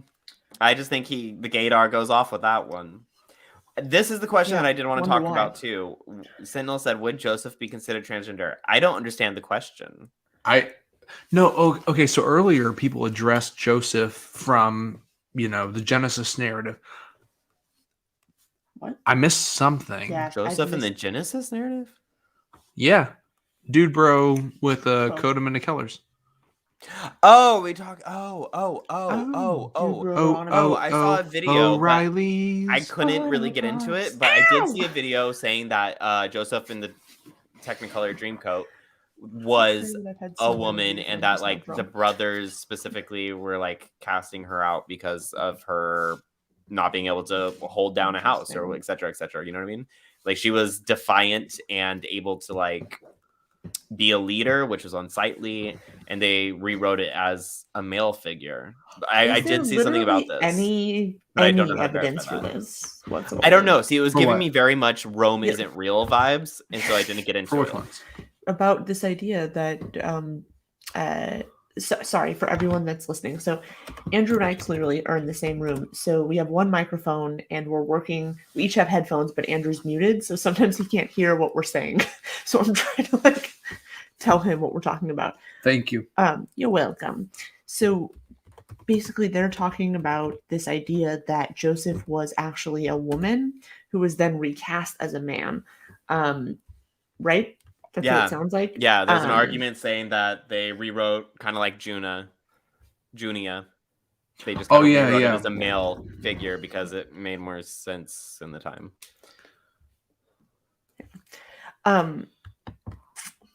We can talk about this. Before we go, I want to talk about this story I read. It has nothing to do with anything. Well, it does, but not with this conversation. It's about a bunch of Christians that were dying to be persecuted and tried to get themselves killed by one of the Roman emperors. And the Roman emperor was like, dog, it's the middle of the night. If you want to die, there are ropes and knives, but get the fuck away from my house. I had to go away sad. It's nice to know they haven't Fall Out changed in Boy. 1,500 years. It was so funny. Okay, sorry. How do we? Wait, hold on. We're still talking about Joseph, I thought. Are we? I don't know. Because we don't have a lot to go off Most of of my on that. favorite We don't things have enough about info. Christians and thinking. How do we start a movement to retrain Christian thinking to be better aligned with Jesus' teaching? Catholic Church. Tell them to watch Tell them to Jegaysus sell their because I am possessions. obviously the closest that they're gonna. So- sell your possessions. Start there. Sell all of your possessions. Love thy neighbor. I mean, literally start That's a with big sell all one. your possessions. That's going to ruin everybody's day. So, True. yeah. If the flaw of the present day Christian community is that it exists as an effort to retain a base, Yeah. Mm. a base of, And that like, was never Jesus's mission. it wasn't. And He didn't even and build really, the church. Paul it's- did. Well, Peter did, to be honest. Peter did too. There was a joint I'm effort. not going to fight you because my daughter wants to hang out with you tomorrow. But I'm did gonna- not Peter build the church? He built the rock Peter of was the- like the whole damn thing. I'm not even Yeah, there's hating on the Peter. thing. I'm just saying. I'm just feeling snippy. Okay, but no, Get like, in there. oh, okay. So there was this subtle change Jesus. in America from neighborhood churches to buying property in commercial spaces that cost more. Joel Osteen. Yeah. It wasn't him. It It was wasn't him, it was one Falwell, of them. but Yeah, he Yeah. like Well, Falwell was the one who decided to do the old segregation in the schools. that's a whole different thing. that's a whole different thing. We did But one. he was very much You should into check that like out. the whole Dominion. Let's Okay, what's a start plug, okay, making this please? You did a great. prosperity high property okay, so we can stay the- here for everything. That was a very Falwell idea to create empire through wealth Well- and through lineage. So Yeah, probably. a subtle economic decision that was made over time in American churches to go from neighborhood churches where there is like this base within the community to have a faith community to a larger building where you could have more people, but also requires more people to give tithe for the building to be sustained. Mhm. That transition Basura. fundamentally shifted American Christianity. We don't talk about it. I don't know why, because it's like the clearest example of like when everything got all fucked. Mm. That's why we don't talk about it. Oh, I mean, not like why we don't talk about it, but that's Fair. why We people don't totally talk about it. should. I know it's not. yeah. We'll Y'all call it the should great read move out. Jesus and John Wayne. Just That's a- FYI. that's a I need book. to read that. That's a good one. We should. Yeah. I need to read that. We need to do like a Also- book club so I can read that and then do an episode Denny on Burke, if you're watching, What's a Denny Burke? eat shit. What's Uh, a Denny? He's like the poster boy for the SBC. that. Oh, Yeah, we were talking about. I remember when y'all were complementarianism pro-choice. earlier. Yeah. Couldn't be him. Okay, though. wait. No. Building Sorry. off of what you're saying So- too. So there's a question in there somewhere, and I can't remember the exact question. But my idea Killing it. is if they wanted to get back to Jesus's teachings, I'm very like, I don't want to say Bible onlyist because that doesn't make a lot of sense. But I really think you need to throw out dogma, doctrine, and creeds. Like everyone is so hung Agreed. up on dogma, and it doesn't make any sense to me. I understand the part of tradition and ritual, and like if you're doing it maybe even a mystic way, if there's like a ritual for a mystic sense, but not just because some old guy stood up there and told you to do it, it would make sense to me. Yeah. But until the church or until Christians on their own untie themselves from dogma and get back to what the Bible is saying, or more so what the people who wrote the Bible wanted you to know and read it as a critical text, you're going to be lost. But it's also like we don't know half of the people that wrote the Bible, so how would we No, know? you what can't they're know wanting us everything, to- but well, but you can open up to understanding it instead of like, oh, the Trinity is this, and I have to. pray this way and I have to debaptize this certain Cancel way. Constantine, you know? Well, like, if our question is focused more on like how do we get Christians to do it rather than the thing we're getting Christians to do, that foundation comes from some basis of relational equity. Like, we do not consistently exist in spaces where we respect people with opposing worldviews. Now, granted, I realize that we believe, and I don't think actually effectively, that people that believe things that oppose our worldview should be ostracized from our spaces, because we actually pretend that makes a fundamental difference in the power structure in the world, and it doesn't do a fucking thing. If you have the privilege of someone's exposure, you need to allow yourself to be able to be potentially available to them in some kind of... Now, granted, don't put yourself in danger. I'm not suggesting anything like that. But the vast majority of interactions we have with another human being, the vast majority of experiences we have with another human being aren't actually ones that put us at risk. They just make us have big feelings that we don't like. Sure. Am I wrong? Like, no, like of course. The amount of like really nervous white people that are nervous about getting it right, I'm just like, fuck, come on, guys, relax. Like, you can talk to people that don't like you. That's true. I've read your books. That's a fact. I think if we're going to deal with Christianity, we need to decide first and foremost, what is the most important thing we want to say to Christians? For me, it would be, what was Jesus opposing and what was he supporting? If we start with that, what was Jesus opposing? What was he supporting? And how can we do that today? You cannot communicate that message at all if you don't have relation. There isn't a single one of you that is good enough to communicate that if people don't respect you. I don't care how good you think you are. You're wrong about you. Like, the only way you can develop any kind of respect is like, you have to believe that people have the capacity to grow and develop and learn the way you did. Remember when you were shitty and racist and then you pretended like you just like got woke overnight? Like You've always been the best. Thank you. Like, what would happen if we actually allowed people to grow? And I'm not saying don't hold them accountable, but half the things we want to hold people accountable for are bad ideas that we used to have. Right. And never were held accountable for. Right. 1,000,000,000%. So I think that's what we need to decide. So it needs to be an evolution. We need to focus on not the Reformation, but like the growth, the process of making the pottery, not just like throwing the whole thing away. Well, yeah, I think the problem is that we all pretend that like there's a good argument or a good philosophy or a good wording. Our world is built around systems of power, and the systems of power oppress people. And the most oppressive things in our world are ideologies. There are unclean drinking water. Yeah. They're unsafe rental spaces. Food deserts. They're food deserts. And I think when we exit our armchairs and enter into spaces where we have to deal with like real world shit that doesn't exist in a YouTube comment section, and I'm thrilled you all are here. That's not what I'm saying. I mean, it doesn't exist in the ivory tower. It doesn't exist in the YouTube comment section. It doesn't exist on TikTok, but it very much exists on the margins of our society that nobody wants to deal with. Right. And like, what would happen if we decide that that's the space that matters most as opposed to our philosophies? Yeah. Like, what if we were less concerned about getting it right and more concerned about doing right by the most vulnerable populations? Regardless of what they believe. Yeah, exactly. Like, I don't give a fuck what they believe.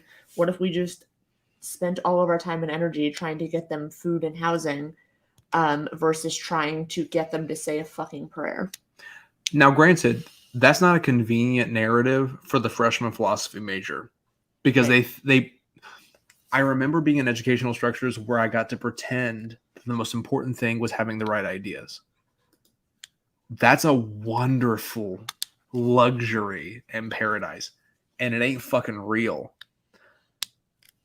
So I would say if we're going to do anything to Christianity, to circle back to where we were, if we're going to do anything, we really need to decide what is it we want to oppose and support? What did Jesus oppose and support? And how can we speak to the people that have the power to make a difference? Yeah. I think that's where I think this is probably a good place to like end on. That's a good high note.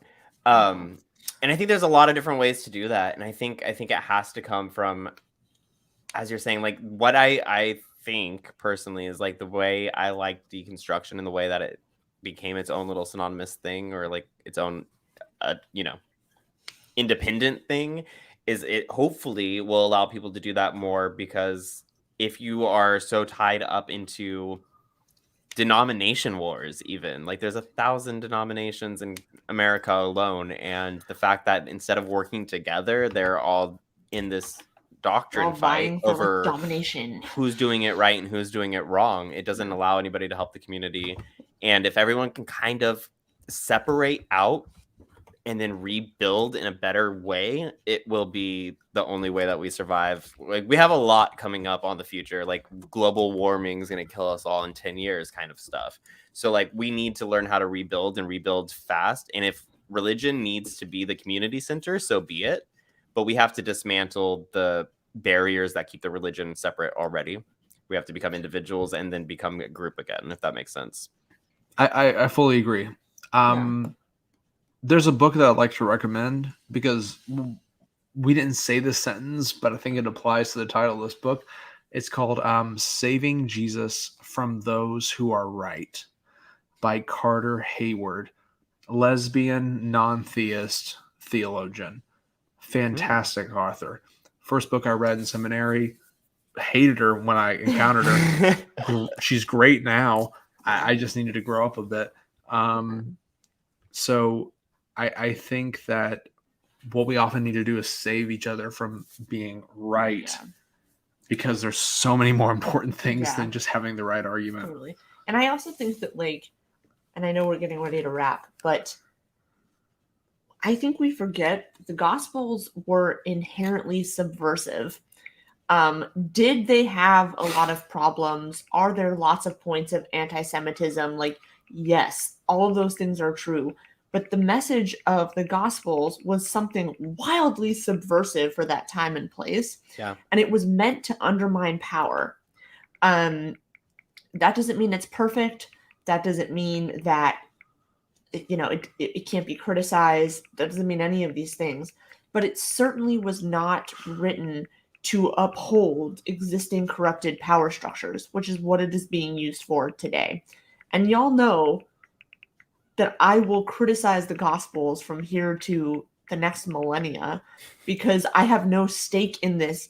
But like, really, the Gospels were being written and shared as this subversive message of hope. And like, now we're using it to uphold empire.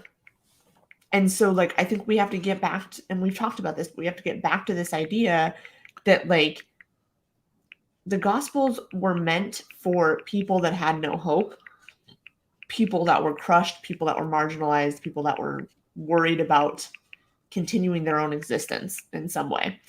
And it was for humans. So obviously it's not going to be perfect. It's going to be fucked up. It's going to have failures. It's going to have issues. But like, if Christians really want to rescue themselves or rescue their religion, I think that's a really important place to start. Because Christians today are so concerned with power. And if they would have ever learned that the Gospels were not written to consolidate or uphold power, but instead to tear power down, there would be such a different ideology being taught.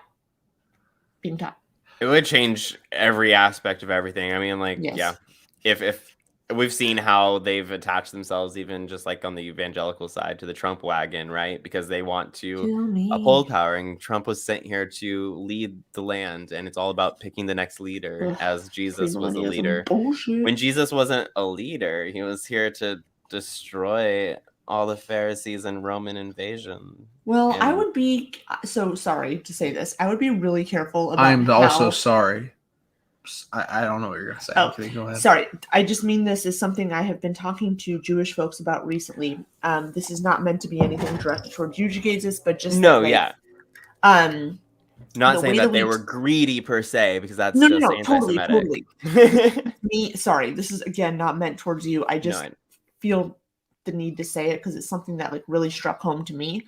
Because growing up in the Christian church, I was always taught that like the Pharisees were these like legalistic assholes, basically, that like just, you know, had so many problems with Jesus and blah, blah, blah. And I was talking to a couple of Jewish people most recently, and it was like the way that Pharisees have been characterized and now the way that they're used by Christians to insult and belittle other Christians that aren't doing like what they want, can be a really dangerous foray into this sort of anti-Semitism. And like, again, I don't think you meant it that way. It wasn't meant to be a dig toward you at all. And here's another important fact. Like, Jesus in himself was a Pharisee. Yes, absolutely. He was a Pharisee. Definitely exhibits Pharisaic training. No question. Yes. So it's not to say that Pharisees are bad. It's to say that there was corruption that led itself into the church and was more focused on upholding power. And Jesus was trying to give it back to the people. Yes. Because and I think they just came out of oppression and they were under the foot of Roman oppression. And the last thing they needed was to be under their own, oppressing their own.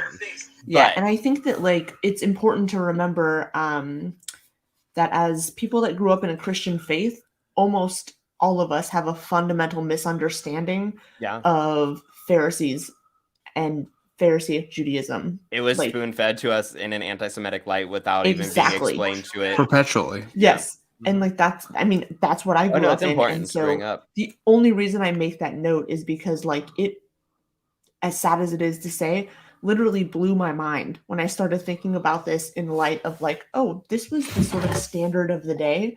Jesus was probably a Pharisee, but just like a more radicalized one. Yeah, exactly, radicalized one. And like the fact that we're still using this as a slur, not that you were, but just that like we're using it as this like, well, you are behaving in like a Pharisee-like way. Pharisaic.